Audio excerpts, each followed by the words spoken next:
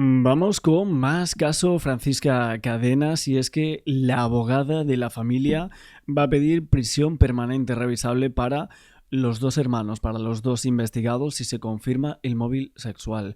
Para ella está más que confirmado por los indicios que hay dentro de la causa, dentro de los informes de los investigadores de esta chica desaparecida en el año 2017, esta mujer, mejor dicho, y que los restos fueron hallados hace tan solo unas semanas atrás.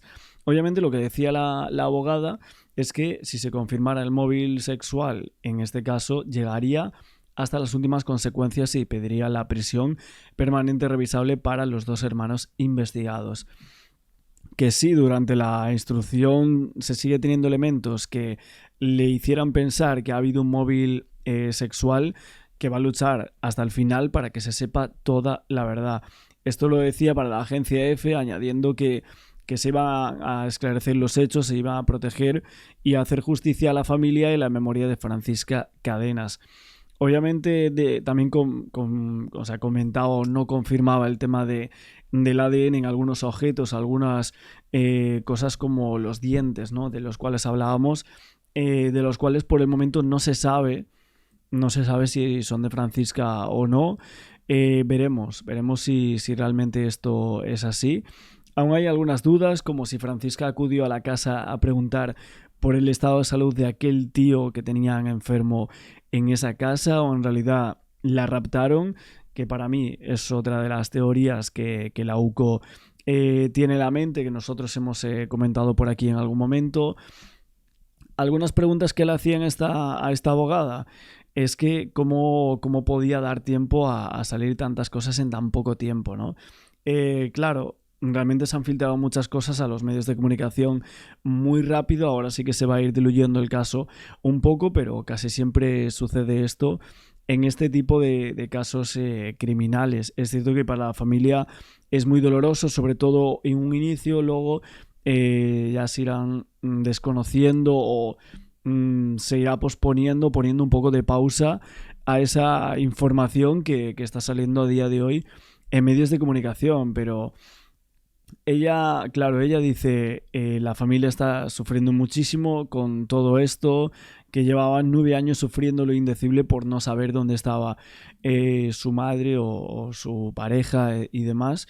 Y obviamente es una gente de un pueblo el cual conocían a todos, y que esos presentimientos que tenían en torno a los dos hermanos ahora se consuman como una verdad. También en los últimos días ha habido varias familias de desaparecidos, como por ejemplo Rosalía Cáceres. Esta mujer desaparecida hace 6 años, que ha pedido la familia que se reabra su caso. Ha pedido a la UCO que revise el caso, como hicieron con el de Francisca, y intentar resolver la desaparición o supuesta muerte que puede llegar a haber detrás de la desaparición de esta mujer de 75 años, desaparecida en 2020 en Bonal de Ibor, en Cáceres. Y obviamente la familia está pidiendo esto, que se investigue, que la UCO salde este caso. Y ahora mismo obviamente hay muchas incógnitas que no están resueltas de un caso y de otro, pero obviamente en torno al de Rosalía Cáceres, que es un caso que creo que muchos de nosotros quizás lo tenemos como que no lo conocemos tanto, ¿no? No ha salido tanto en los medios de comunicación, pero la familia expone lo mismo, que no fue una desaparición voluntaria como tantas veces se dice, ¿no? Que tienen claro que intervinieron terceras personas, pero en realidad creen saber quiénes pueden llegar a ser, como pasó con el caso de Francisca Cadenas. Vamos a verlo esto también. Gracias por atendernos.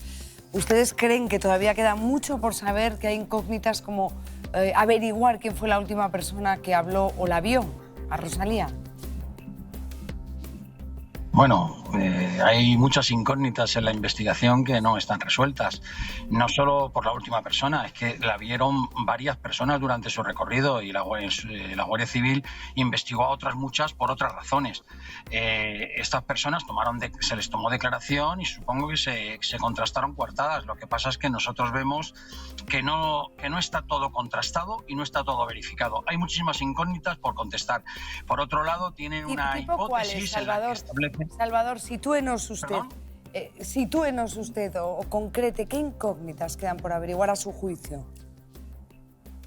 Pues muchas, en las declaraciones de las personas que se les tomó en su día, si dicen que están en un punto, no se ha verificado que efectivamente estuvieron y tampoco existen contradicciones en las propias declaraciones que no se han verificado a posteriori. Es decir, el sumario o la investigación creemos que está incompleta, que han decidido hacer una hipótesis sin aclarar ese aspecto.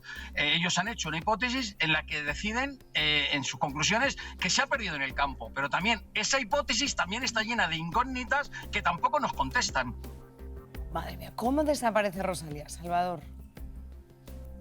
Pues Rosalía desaparece en una zona muy concretita donde no te puedes escapar a ningún lado, sino por donde entras tienes que salir, en una zona que no es demasiado grande y que se han invertido innumerables medios, o sea, es decir, se pusieron todos los medios sabidos y por haber, pero cientos y cientos de personas, y se encontraban objetos muy pequeños en las batidas, que se perdían en otras batidas, pero nunca la encontramos a ella. Eso lo que nos viene a decir es que ella no se encontraba en el punto donde se perdió. Además, estuvo en contacto con su hijo durante todo su trayecto. Sabemos que no se le fue la cabeza ni tuvo ninguna enfermedad. También saludó a diversas personas durante su camino. También habló con su prima. Es decir, sabemos que estaba lúcida y sabemos que no estaba preocupada por volver. Bueno, tal es así que corríjame usted, Salvador, que clasifican el caso de Rosalía como desaparición voluntaria, por su lucidez, por... Bueno, pues fíjate que es lo mismo que había pasado con Francisca Cadenas, ¿no? Desaparición voluntaria, es lo mismo que habían puesto y al final fíjate cómo es el caso de Francisca, una desaparición de la cual era una desaparición forzosa, evidentemente, pero que se salda ahora mismo con detalles que son tremendos. Que fíjate que ahora estamos hablando de esta mujer, imagínate que se averiguase tanto tiempo después y que realmente no se investiga en un momento por decir que es una desaparición voluntaria, llega la UCO ahora a este caso y se sabe que fue un crimen, ¿no? No lo sé, la verdad que no conozco mucho este caso, pero bueno, también queríamos exponerlo un poco aquí porque algunos medios de comunicación estaban hablando de él. Y el otro día en un directo también lo comentamos que estaba desaparecida, ¿no? Porque todo siguió el normal transcurso. Voluntaria no, porque todo aquel que conozca a Rosalía sabe que ella no se va de su casa a las 8 de la mañana sin hacer la cama y descongelando la comida que tenía que hacer a mediodía. Es decir, voluntaria no. O sea, algo ha pasado entre medias para que no vuelva. Claro. ¿Ustedes han sospechado de alguien alguna vez? Se lo digo porque acuérdese en el caso de Francisca Cadenas cómo sus hijos y su viudo, decía, estos vecinos siempre sospecharon de ellos, ¿no? Mire, las familias que tienen casos sin resolver con cuerpos escondidos, la mayoría intuye o por lo menos apunta hacia ciertas personas. Lo que pasa es que no se puede señalar a nadie, y mucho menos en entornos rurales, cuando no hay pruebas. Lo que queremos es que venga alguien que examine esos indicios y que consiga pruebas si es que las hay. Pero nosotros creemos que ha intervenido alguien, eso lo tenemos clarísimo. Fíjese, Salvador, una cuestión. En el tema de Francisca, mucho tiempo antes de que nosotros, cuando digo nosotros me refiero a la prensa, a la opinión pública, conociéramos pues, cómo se han desarrollado los acontecimientos, las detenciones, la aparición del cadáver, muchos meses, años antes, en silencio absoluto, la Guardia Civil, luego lo va a explicar Cruz, abrigó una información de primera magnitud. Es decir, le pido confianza porque a la Guardia Civil y a la policía le interesa la ausencia de ruido. A ver, han pasado 6 años ya, ¿no? De la desaparición de esta mujer. 75 años tenía, ¿no? Ahora tendría unos 80, 81. Y bueno, lo que se cree es, evidentemente, no creo que una persona también con esa edad, la familia lo tiene clarísimo, apunta también hacia una dirección.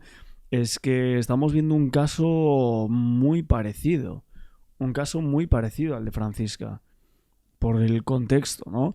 Luego, a ver, evidentemente veremos si no ha sido una persona de ese entorno rural el que le ha podido supuestamente dar muerte a esta persona. Veremos, ojo, ¿eh? Parece que no están, parece que el tema está archivado, parece que el tema está olvidado y nunca está olvidado. Bueno, es más, en los momentos en los que se produce... Bueno.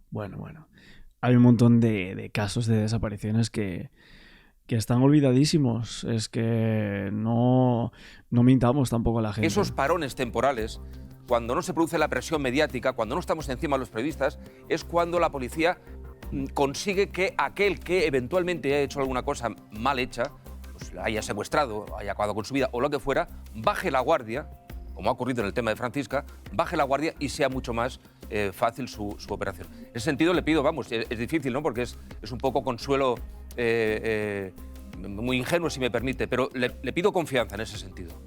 No le trato de decir nada más, no tengo información al respecto. Mire, la confianza todos la deberíamos de tener, lógicamente. Nosotros hemos creído siempre en la Guardia Civil. Lo que pasa es que aquí hay una cuestión que no se está teniendo en cuenta. En los otros casos siempre se ha pensado en que había terceras personas involucradas y nunca se ha barajado otra hipótesis. En nuestro caso tenemos un problema añadido, y es que hay un equipo de investigación que hace un informe pericial al juzgado por el cual archivan la causa provisionalmente, en la que se determina que lo más probable, prácticamente lo más factible, es que ella haya tenido un accidente en el campo. Pero cuando analizas esa hipótesis, que no es verosímil para nada, porque no se han tenido en cuenta cuestiones como espacio-tiempo, no se ha tenido en cuenta la personalidad de la persona desaparecida, no se ha tenido en cuenta el entorno, es decir, la hipótesis en sí, que tiene muchísimas incógnitas que ni siquiera los que la avalan nos han podido contestar.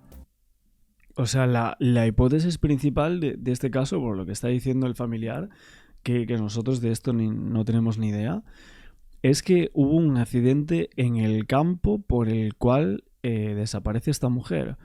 Pero ¿cuál sería ese accidente? O sea, ¿y dónde desaparecería? ¿Caería en el río?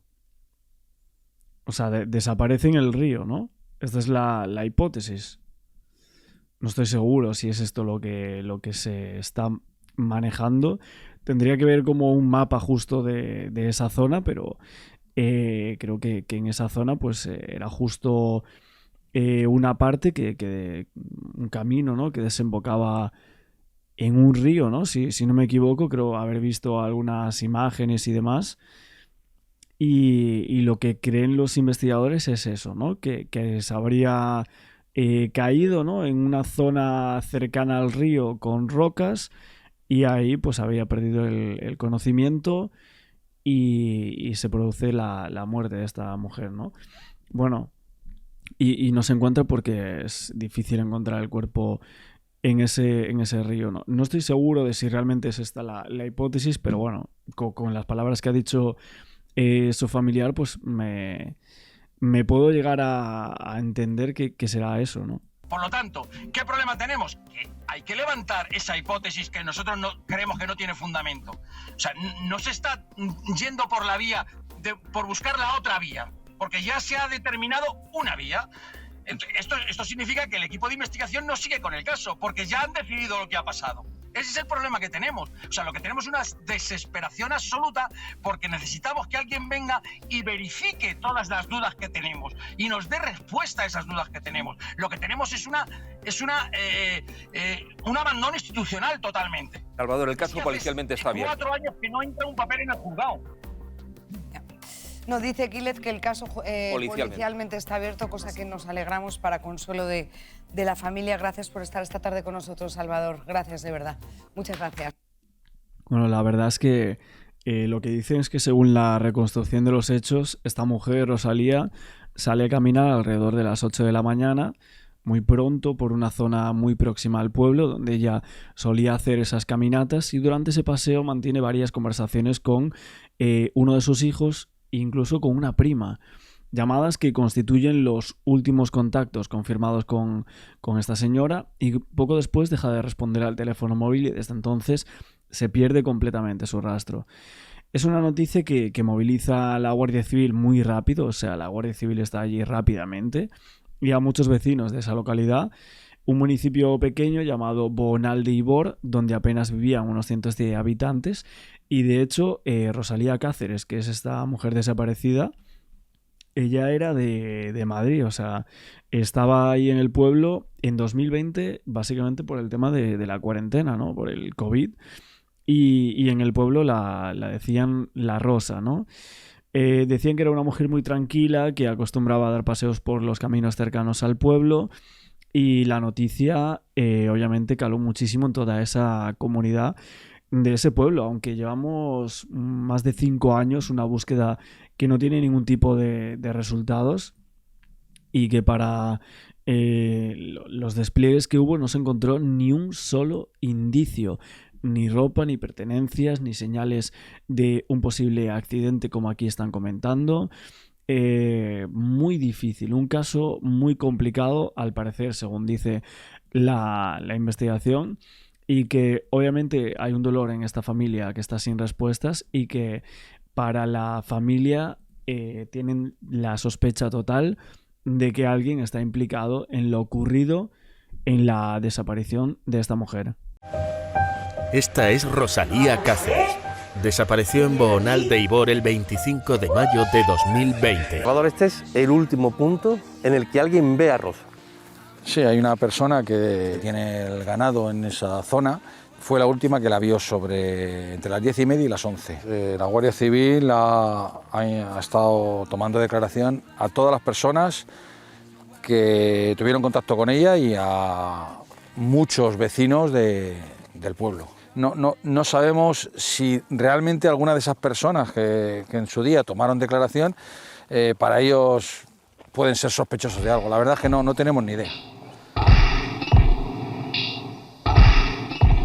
Esta es la ficha que la Guardia Civil rellenó el día que Rosalía desapareció. Se indican detalles como que estaba paseando en el momento de desaparecer y la ropa que llevaba puesta. Una larga lista de detalles que ayuda a los agentes a identificar a cada desaparecido y que van desde sus rasgos físicos hasta sus tatuajes, implantes o incluso lunares. Francisca no salió de su propia calle y muy probablemente murió aquella misma noche.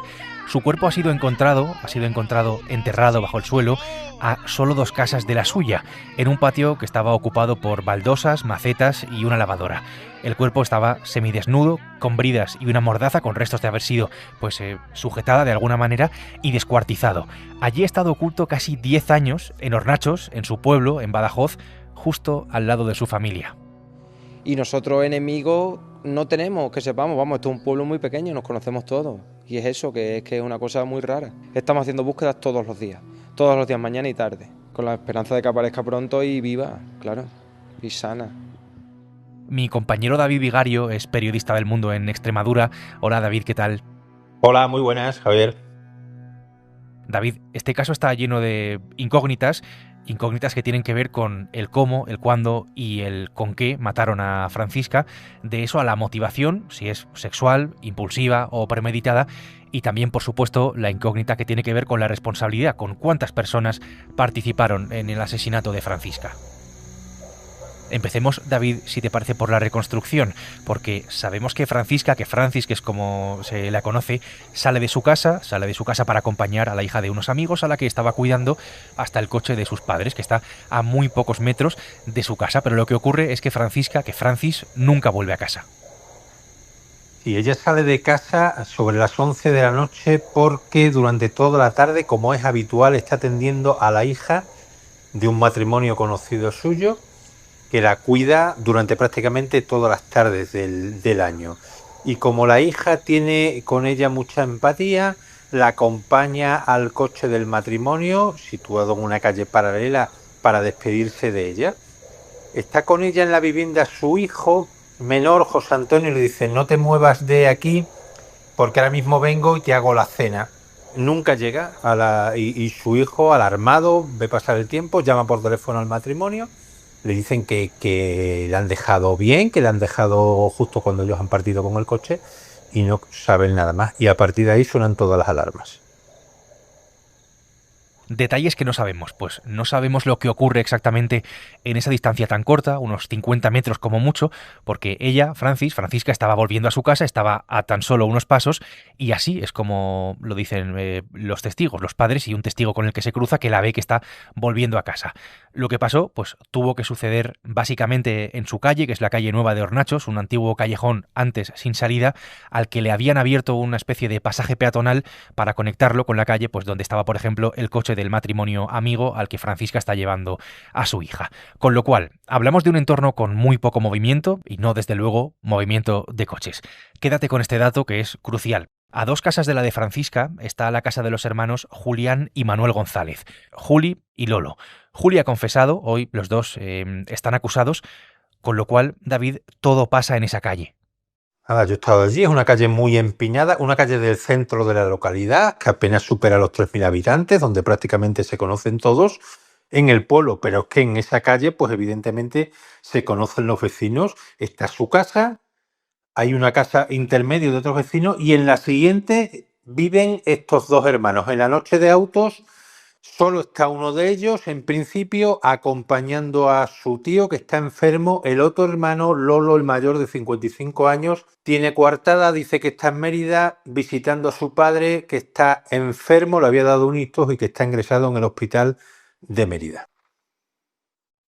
El motivo primordial por el que nos hemos reunido hoy en la puerta de delegación del gobierno es reclamar para que intervenga la UCO, intervenga directamente, intervenga lo antes posible y también para reclamar... La víctima de este caso, Francisca, tenía en aquel entonces 59 años, un marido y 3 hijos, convencidos de que era absolutamente imposible una desaparición voluntaria de su madre y de que, por supuesto, no había podido ir, pues, como es evidente, demasiado lejos.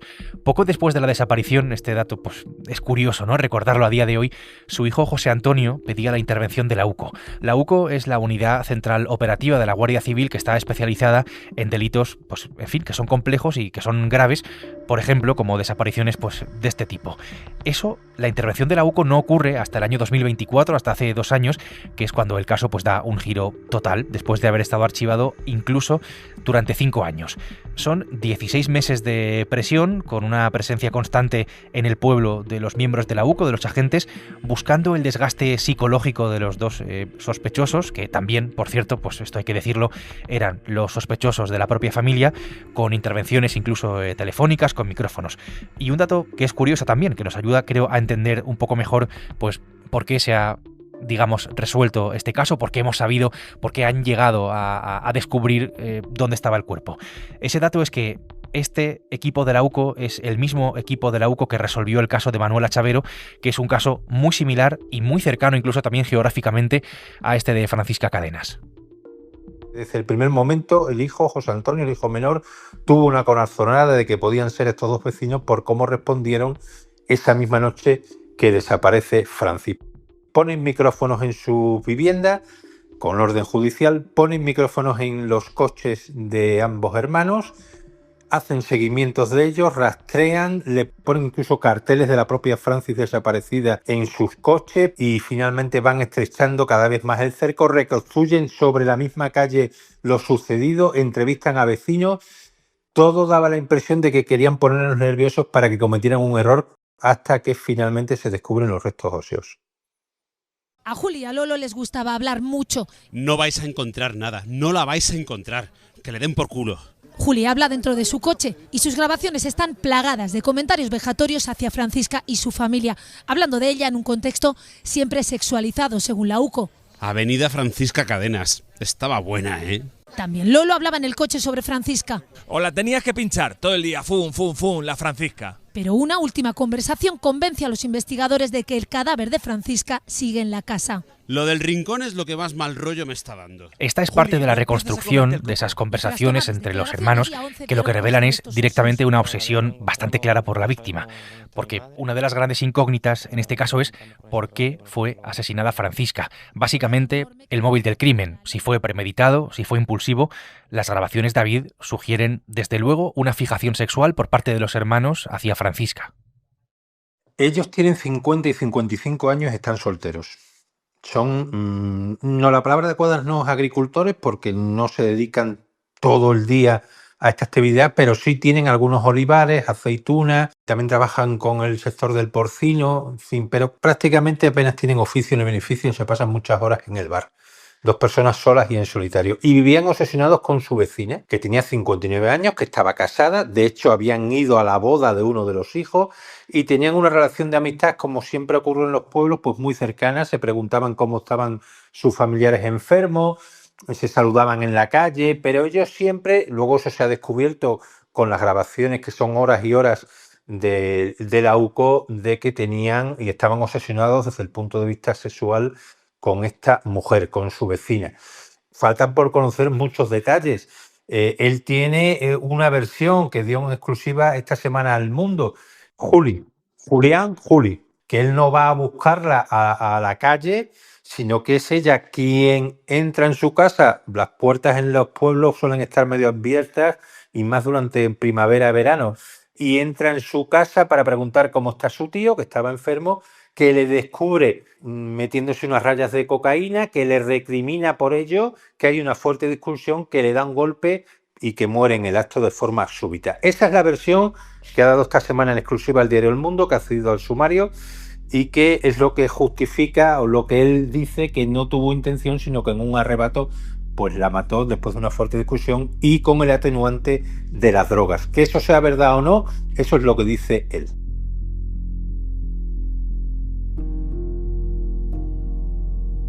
Claro, la confesión del hermano menor de Juli habla de un acto, pues, en fin, impulsivo, pero es verdad también que la ocultación del cuerpo y durante tantos años, pues, indica por lo menos cierta planificación. Una de las incógnitas más sensibles y relevantes judicialmente es si hubo o no agresión sexual. Recordemos su obsesión, la obsesión de los hermanos, y recordemos también que el cuerpo, pues, de Francisca aparece semidesnudo. David, ¿qué indicios tenemos sobre esta cuestión de la agresión sexual? Claro, esa es una clave muy importante porque de momento no la hay. Claro, han pasado 9 años y hay que reconstruirlo todo muy bien y todavía los análisis de los laboratorios, esto va a dar mucho más de sí. Pero de momento no hay ningún indicio racional ni hay prueba suficiente para imputarlos por esta cuestión. De hecho, el auto del juez les manda a la cárcel por 2 delitos. Uno por homicidio y el otro en un atentado contra la libertad, es decir, por enterrarla, pero todavía no se ha podido demostrar que hubo un intento de agresión sexual. Esto es muy importante porque tal y como está ahora mismo la jurisprudencia en España, si se demostrase que hubiera, y es lo que intenta la acusación particular de la familia, si hubo una agresión sexual, un intento de agresión sexual, sí se podía pedir prisión permanente revisable, solo con asesinato, solo con ocultación del cuerpo, no habría una pena de por vida para estos 2 hermanos, o al menos para uno de ellos, que es el autor confeso. Luego veremos el papel de cada uno.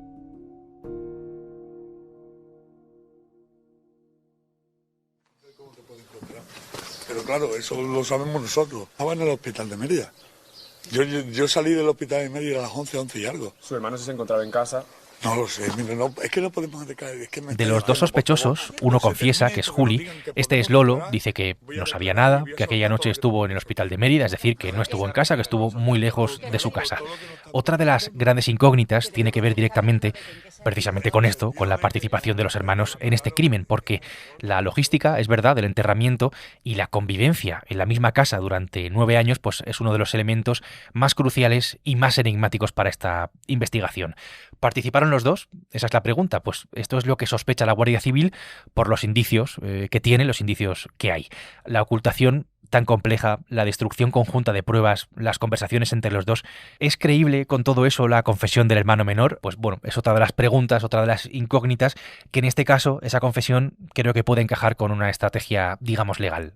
El juez y la investigación no descarta la participación activa del otro hermano, el mayor Lolo, que además, según las conversaciones, en las escuchas telefónicas, se ve claramente que domina al otro. O sea, el mayor domina al pequeño. Este tiene como coartada que estaba en el hospital de Mérida cuidando a su padre y que aproximadamente a la misma hora del supuesto crimen, sobre las 11, sale desde Mérida. Aproximadamente hay 1 hora de viaje. El juez dice que esto va a ser muy difícil de demostrar porque de los visitantes al hospital de Mérida, no de los ingresados, sino de los que acompañan a los familiares, no hay un registro nominal. Eso queda por confirmarse. Y de hecho su hermano menor siempre lo ha defendido. Cuando la UCO halla los restos, lo primero que dice es: he sido yo, mi hermano no tiene nada que ver con esto. Sin embargo, parece poco probable, primero por las conversaciones y las grabaciones que hay grabadas, donde Lolo sabe perfectamente lo que ha hecho su hermano, porque hay frases textuales, no nos van a coger. Hay una frase textual que dice eso. Otra cuestión importante: Lolo, el mayor, el que supuestamente no estaba en la vivienda esa noche, o al menos en el primer momento, sí va a los rastreos y a la búsqueda de la mujer, sí participa cada año en las concentraciones que hay en el pueblo, pidiendo que la UCO interviniera, en fin. Pero es Julián el que nunca se mueve prácticamente de casa, el que nunca ha participado en las batidas y el que nunca ha participado en las concentraciones. Soy inocente. Es que soy muy inocente, lo que pasa es que como decía aquel, parece que están buscando una cabeza turca y ya está. Lolo, por favor. Y un dato más: el que responde a los medios, el que dice que son inocentes y el que dice que la UCO lo único que quiere es una cabeza del turco, es Lolo. Sin embargo, todas las pruebas conducen a que por lo menos fue cómplice y por lo menos es casi imposible que una persona pueda convivir en una vivienda durante 9 años y que no conozca que hay una persona enterrada en el subsuelo de la casa. Parece eso una conjetura ilógica completamente.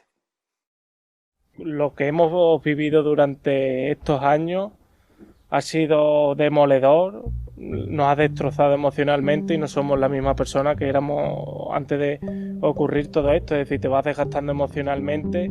La última y la gran incógnita es por qué el caso de Francisca Cadenas ha tardado nada más y nada menos que 10 años en resolverse. La familia intuía, lo hacía desde el inicio, pues lo que había pasado y esa implicación de los hermanos, de sus vecinos, pero es verdad que la investigación inicial pues no pudo probarlo. Uno de los hijos de Francisca, al ver que no aparecía aquella noche, fue alertando y buscando por su calle, por las casas de los vecinos, preguntando por su madre. Y fue a preguntar directamente donde Lolo y Juli, pero Juli pues casi que le cerró la puerta poniendo la excusa de que estaba con su tío enfermo. La Guardia Civil incluso llegó a mirar un poco dentro de la casa de los hermanos, pero no pudo registrarla, no podían hacerlo porque no tenían esa orden. Digamos que solo miraron como unos 3 metros en la entrada y sin luz. Esto es importante. ¿Qué es lo que falla, David, en esta investigación inicial? No sé si no había los suficientes indicios. ¿Qué es lo que pasa para que se haya resuelto esto 10 años después? Resuelto quiero decir, es verdad que quedan muchas incógnitas, que se haya encontrado el cadáver y que sepamos, pues, en fin, quiénes han matado a Francisca. Todos dejan pasar a sus viviendas, colaboran, se echan a la calle, salvo Juli, que siempre pone pegas. Y José Antonio tiene una corazonada, porque un vecino conocido que no te ayude en la misma noche que desaparece tu madre. La Guardia Civil entra esa misma noche en la vivienda de Juli y registra, pero por voluntad del propio Juli. O sea, Juli sí deja pasar a la Guardia Civil porque, como todos sabemos, se necesita una orden judicial firmada por el juez para poder entrar en una vivienda, que es inviolable. Y esa orden no se ha conseguido hasta hace no demasiado tiempo, porque no había pruebas concretas de que los hermanos estuvieran fueran los principales sospechosos. Se ha investigado al matrimonio que Francis les acompañó. Se ha investigado a un joven que se cruzó con Francis por ese túnel que une ambas calles. Todas las pesquisas iban a alguien que estuviera muy cercano a ella, porque es que apenas hubo tiempo a más. Pero hasta que no se ha podido confirmar en las escuchas que eran ellas, porque además se hizo un recorrido de la Guardia Civil esa misma noche, pero ojo que aquí hay dos cuestiones importantes. Iban a entrar en una habitación, vieron un bulto, y Juli les dijo: no molestéis, que ahí está mi tío enfermo. Y la Guardia Civil se da la vuelta, no entra en la habitación y no se sabe si en esa misma cama estaba Francis fallecida. Es una de las hipótesis. Y en la vivienda también había una especie de taller. Estamos hablando de viviendas de casas de pueblo antiguas que son habitualmente reformadas, reconstruidas. Pues en esa vivienda de 2 plantas había también una especie de taller que estaba precintado por los propios hermanos, que no se podía pasar, que estaba tapado. Y ahí la Guardia Civil tampoco inspecciona, no tiene orden judicial también para ello.